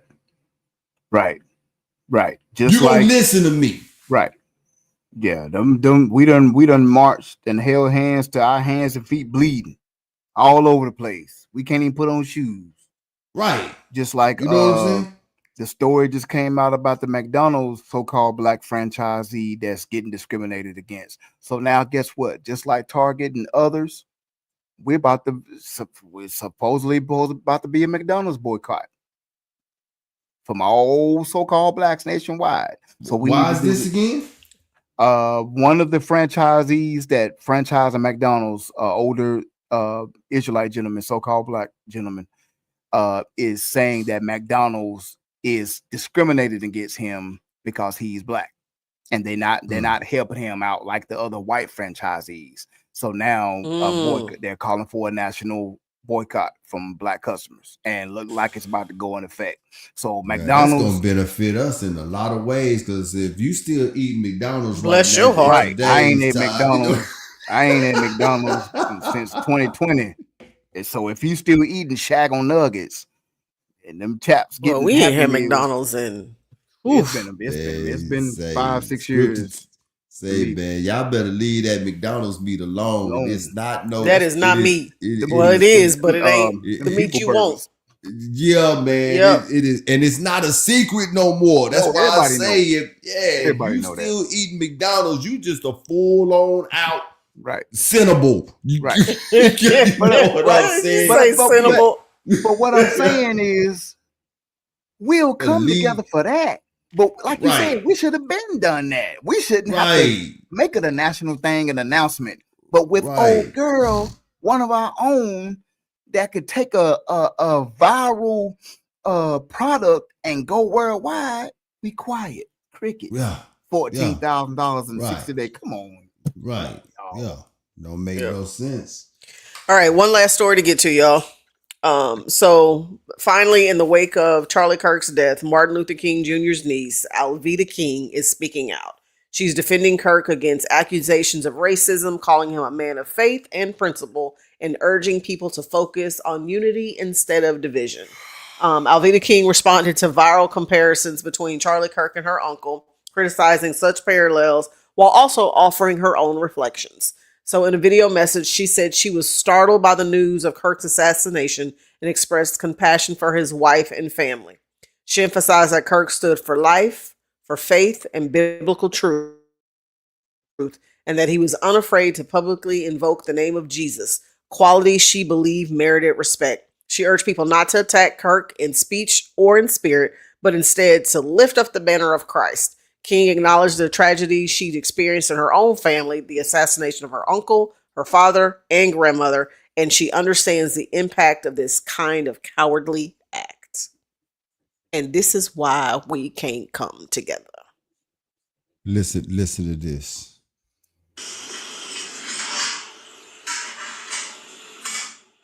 Just listen.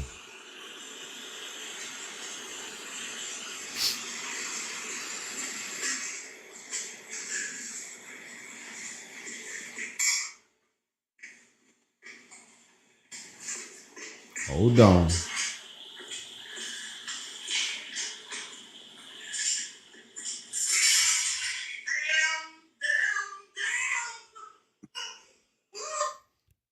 That's how I feel about that. Just hold on. You about to get the punch bowl. Just give me a second. Give me a second. Do you think they paid her for that, man? Do you think somebody came to her and paid her for that? Or do you think that she mad because her name is Alveda? I know you ain't doing and this was her get back. Which which one you think it is? It might be a little bit of both. Alvita is nasty work. Well, that's an old name. That's an old name. Wow, listening Alvita. to the Truth Be Told Flex podcast. Oh, this is my, when I heard that, when you sent me that story and I read it, this is my concern, and I'm genuine about this. And I know, I come from a Christian background, and I once too was in that mind state of, we gotta be melting pot, but I started working because we come from the generation of the Coke song. I wanna be the Right. for peace and harmony. That's right. we thought it was a melting pot, perfect harmony, until I got in middle school and high school. Then I got to start working and I saw a difference. I was like, it's almost like the so-called Black Christians and white Christians serve two different gods. And then now at 47 and been in this truth since 2017, I'm really looking on the outside into Christianity. I'm like, how can y'all not see this? How can you not see that there's a separation? How can you not see Alvita? You are the niece of Dr. King. He got unalived for like, and it's not only sad, but I'm concerned for my people. That still, since that unaliving, MLK, Marcus Garvey, Fareed Muhammad, and Malcolm, all the way up to Charlie Church. It's two different sides, man. And if you cannot see it as a so-called Black Christian, I'm praying for you that the Most High will open your eyes, because it's a difference, man. It's not they don't say the same thing about you, Alvita. I'm sorry. They don't. They don't have compassion for your families. Charlie, his wife stood up and said, I forgive him. If it would have been one of us a shot, do you think she would have uttered those words? No. So there's a difference. No. And that's all I want. I yield. When I seen that, I wish we ran to each other with that type of compassion when something happens. Alvita. And I love you, Alvita. You one of the elders. I'm not being disrespectful, but I'm asking a question because I'm concerned for you. I'm concerned for your mindset, elder. Like seriously, for real. And I yield. I digress.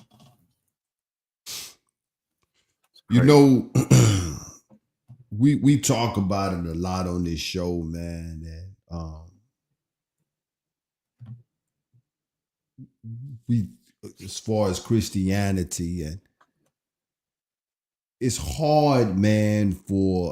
I learned something today, something that I knew, but I read it and it put it in perspective. So bear with me because I'm trying to get these words right. That our mind automatically reject information that is different from what we have been taught. It automatically rejects it, and it makes you uncomfortable, and it makes your ears close up to the point that you don't want to hear it. And this is what Christianity has been taught. So we walk around here, especially as Black people, calling ourselves Christians and born again in the blood of Jesus Christ. I'm talking to Christianity. This is nothing more than indoctrination that they have given us to humble us, to blind us from who we really are, to keep us in that docile place to make statements as a member of one blood, human race. Charlie Kirk's legacy of public discourse, of bringing difficult conversations to the table, mattered. He caused us to think and to pray. Charlie has gone to meet his maker. May he rest in peace. May we honor him today by praying for his family and by answering this question. Where will you spend eternity? That's bad conversation. That's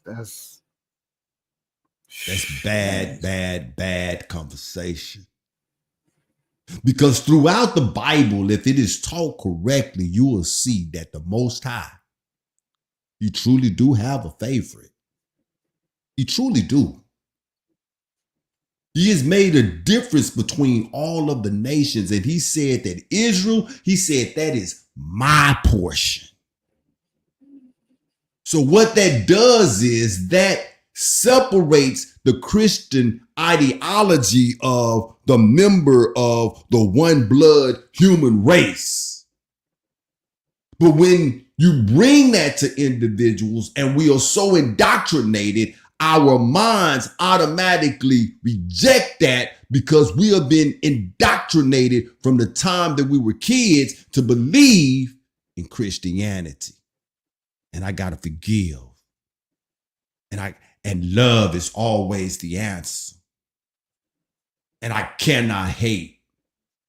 Because it's like the ox said, and I asked my wife, if one of us unalive Charlie, do you think that blue-eyed, blonde-haired, what's her roots again? Her daddy was what and her mama was what? Swedish, and her mama was from Lebanon. Swedish Lebanon woman would have said, I forgive him if he looked like Ayob, if he looked like me, if he looked like the Messiah. Do you think that she would have said, I forgive him? No. If he looked like a Messiah, wow. So here this lady is. She is being a tool that is being used for the enemy to keep us in a state of denial, people. And this is not right. I believe with everything that I got, that she was approached by the enemy to make this statement. The people need to hear from the King family. Yeah, I agree. What are your thoughts on this, Alvita? She probably didn't even know who Charlie Kirk was because he was not trying to reach out to that generation. Her name is Alvita. Right. That's not the people he was pandering to.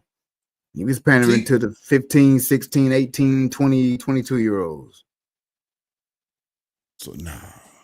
Man, Christianity has done a number on us. Yes, it has.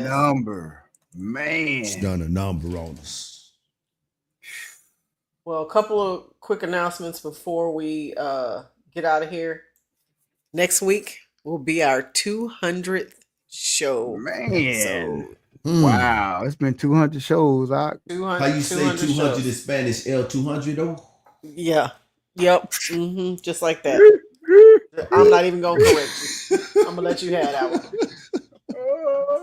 There you go. El 200 though. 200. That's my Spanish. I put L and O at the end of all my words. L at the beginning and O at the end, and it is now a Spanish word in his mind. Lord, no posible. Sure. Yeah. Hell no posible. No posible. I know black, Papi. I know black. They be trying to salsa it off. Yeah, they do. Hey, I know black. I went to a dude's house the other day to put his sister in, me and another brother. And the dude come to the door. He was like, in his tongue and talking as much English as he could. He said, I asked for a Spanish speaking tech. I called my manager. I was like, yo, man, the dude asked for a Spanish speaking tech. I barely speak English. You know what I'm saying? Got me over here, man. And on that note, it's been great, guys. We can't wait to see y'all next week. And as my friend Wani would say,